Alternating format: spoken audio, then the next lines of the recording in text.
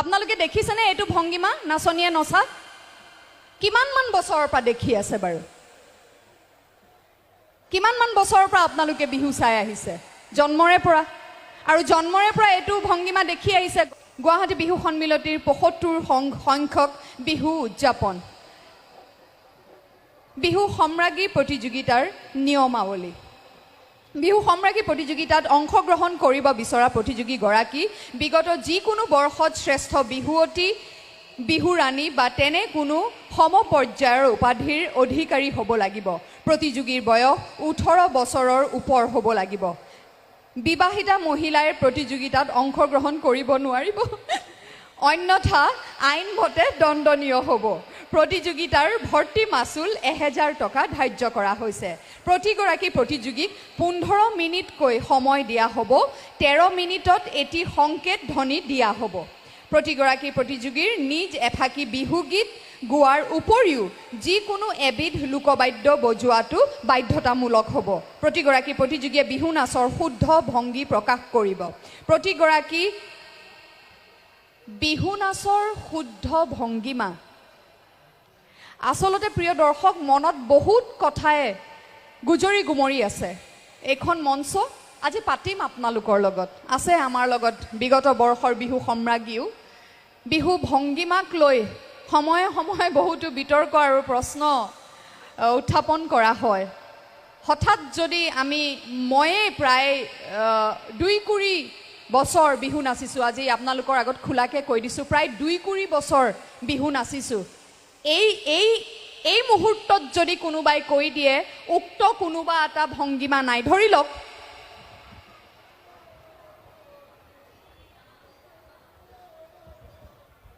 এইটো ভংগীমাই নাই বুলি কৈ দিয়াৰ লগে লগে যে এইটো ভংগীমা ব্যৱহাৰ কৰিব নালাগে প্ৰশ্ন উত্থাপিত হ'বনে মনত দৰ্শকৰো হ'ব আপোনালোকে দেখিছেনে এইটো ভংগীমা নাচনীয়ে নচা কিমানমান বছৰৰ পৰা দেখি আছে বাৰু কিমানমান বছৰৰ পৰা আপোনালোকে বিহু চাই আহিছে জন্মৰে পৰা আৰু জন্মৰে পৰা এইটো ভংগীমা দেখি আহিছে গগনাৰ বিশেষকৈ গগনা নাচত নাচে দুফালে দুচটি মাজতে এচটি উশাহৰ টিপতে বাওঁ তো হঠাৎ নোহোৱা হৈ যোৱা বুলি কোৱাৰ লগে লগে আচলতে বিহু নাচিবলৈ ভয় লগা নিচিনা হৈছে এনেকুৱা ধৰণৰ কথা আমি পাতি যাম পৰ্যায়ক্ৰমে আমি বিচাৰকৰ লগতো আলোচনা কৰিম বিহু নাচক লৈ পেলাই বা লোক সংস্কৃতিক লৈ পেলাই এতিয়া বহুতো সংগঠন আছে বা এনেকুৱা অনুষ্ঠান আছে সংগঠন বুলি ক'লে ভুল হ'ব অনুষ্ঠান আছে যিসকলে অহৰহ সাধনা কৰি আহিছে চেষ্টা কৰি আহিছে কেনেকৈ আমাৰ এই লোকনাচ লোক সংস্কৃতিক প্ৰকৃত ৰূপত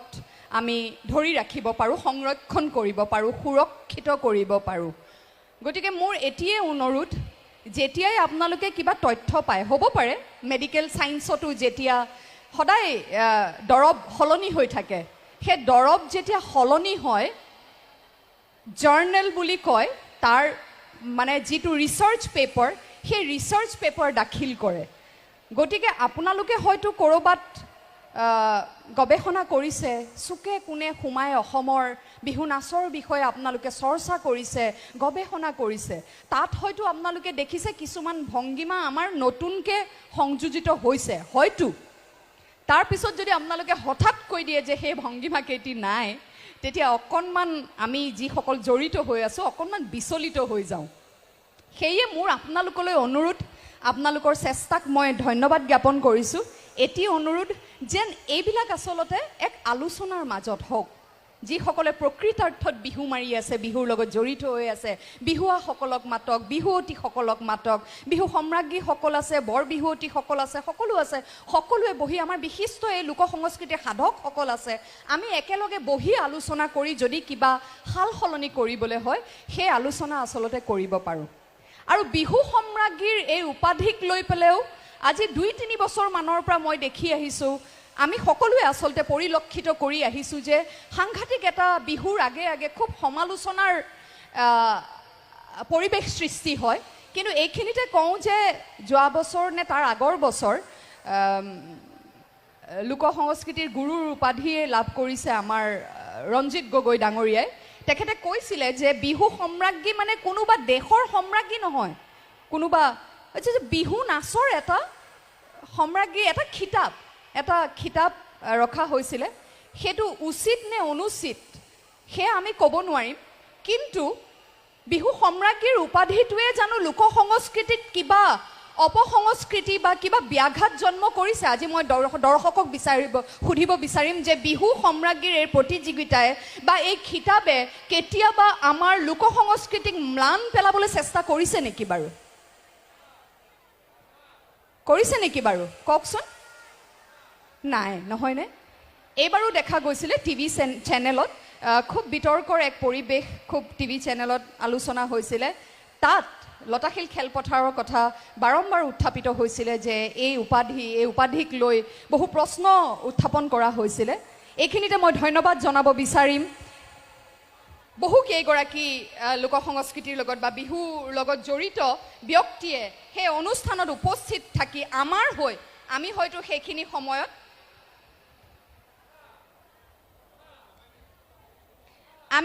সময়ত ব্যস্ত হৈ আছিলোঁ আচলতে হয় হয়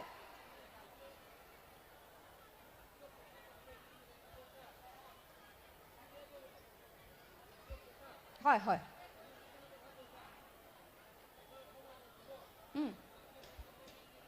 হয় ক'লো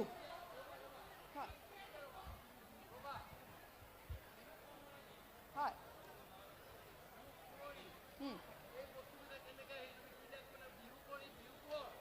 হয় বিহু 1985 চনত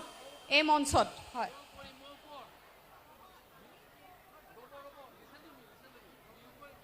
হয়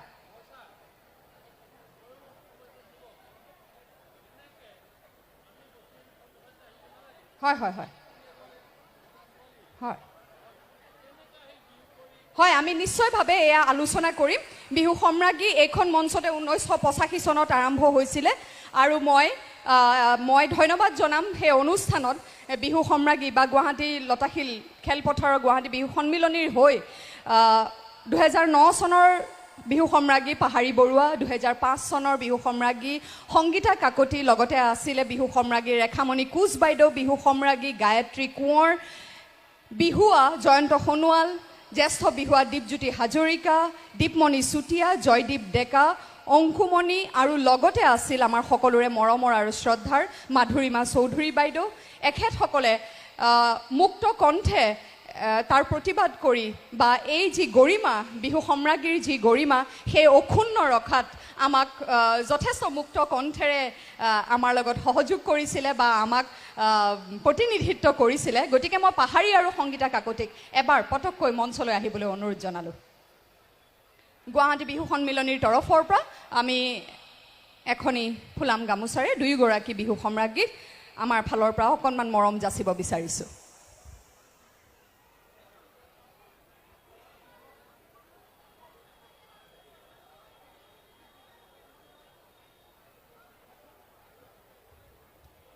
(2007 আৰু 2009 চনৰ সংগীতা কাকতি আৰু পাহাৰী বৰুৱা এয়া মঞ্চত বিহু সম্ৰাজ্ঞী